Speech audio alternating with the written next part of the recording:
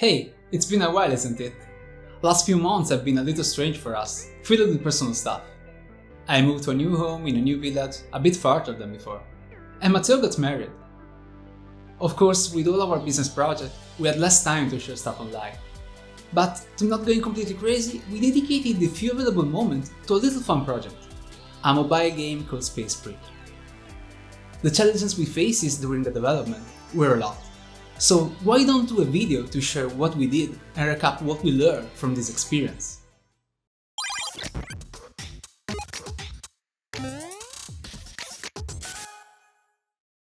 This started as a joke, mocking all the fake games that flood social media. I'm pretty sure you know what kind of game I'm talking about. Hyper-casual games with interesting gameplay at first glance, but completely different once downloaded. Well, as game developers and gamers, we hated the idea of fake games, so we decided to create a real version of them. Eventually, the game became something concrete, and we published it a few days ago on the App Stores. But approaching this with a professional eye was a bit problematic. We started a massive polish and redesign phase that we didn't expect. Now, the game is available on the App Stores, but let me show you everything in order. The idea was simple. There are 3 lanes where the player can move freely and a bunch of enemies with a score above them to defeat in order to get a bonus. The bonus was supposed to be a new character to improve your army and help you defeat more enemies. Every now and then a boss would appear and you had to defeat it instead of the wave of monsters. After a couple of playthroughs, it became immediately clear that the game was boring. I mean, nothing really interesting happened. So we introduced new actions that the player can perform, like adding a grenade for example.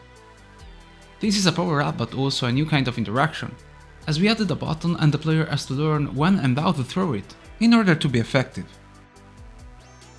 Another thing we immediately changed was the boss fight. We made our little army move toward the boss instead of standing still waiting for him, cutting out that moment.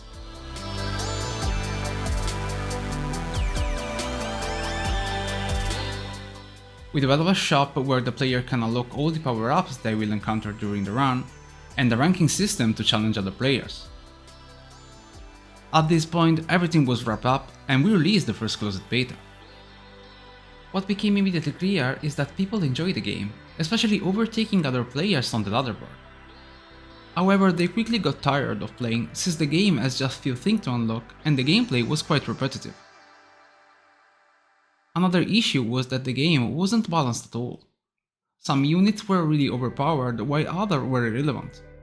This led to a scenario where a player could be away from their phone, but their team was so strong it could beat anyone and keep going forever. I don't want to be tedious, so I won't focus on every point and every task we had to tackle to solve this issue and improve the game, especially because we went back and forth many times with multiple beta tests. But this should give you a good overview on how many things you have to consider during the development of a game, even in simple cases like Space Spree. Solving all these issues will learn many things.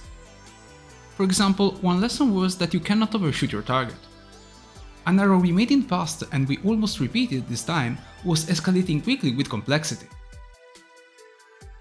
We faced this problem. Space Spree lacked a late game element, something that keeps players engaged throughout the entire game cycle. Our initial solution was to introduce additional game modes that players could unlock in somewhat undefined manner. However, during the development of one of these modes, we realized that we were unintentionally building a completely different game within it. Things were getting out of control. So we took a step back and adjusted other aspects to maintain the game's core experience. We implemented a daily quest system, achievements, an armory that allows players to start run with bonuses, and introduced new characters. Talking about characters, they are the units the player uses to build their team, the core of the game, tasked with shooting numerous projectiles to obliterate enemies. We couldn't just instantiate bullets as usual, we didn't know our phones melting down after all. So we opted for a particle system instead. This approach changes how we control bullets and adds a bit more complexity. All collisions are managed using on-particle collision method, allowing us to apply damage to all enemies hit. Actors, enemies, apparel, and basically all assets of the project are loaded using addressables. This architecture allows us to store these assets remotely and download them at first launch of the application or when an update is available. This approach offers many benefits, including significantly reducing the size of the application, decreasing loading times, and updating assets individually as needed. Unity utilizes addressable, but this mechanism is well known and can be implemented in other game engines to achieve similar results. The addressables package is a powerful tool, and perhaps we could dive deeper into it. Let us know in the comments below if you'd like to see an in-depth video on this topic. In this project we also experimented with odds and in-app purchases. The piece of advice I'd like to share is choose the AD platform carefully, as they can be quite problematic. We encounter a lot of bugs, weird errors, and often faced lack of documentation. Anyway, our approach was to maintain a low profile and avoiding being pushy or invasive with ads, understanding that nobody enjoyed them. However, we had to strike a balance to keep the project sustainable. We only scratched the surface of the project, covering just a few topics. If you're interested in any specific, feel free to reach out in the comments, on our Discord server, or wherever you prefer. And of course, we could also do a video on a specific topic if you're very interested in.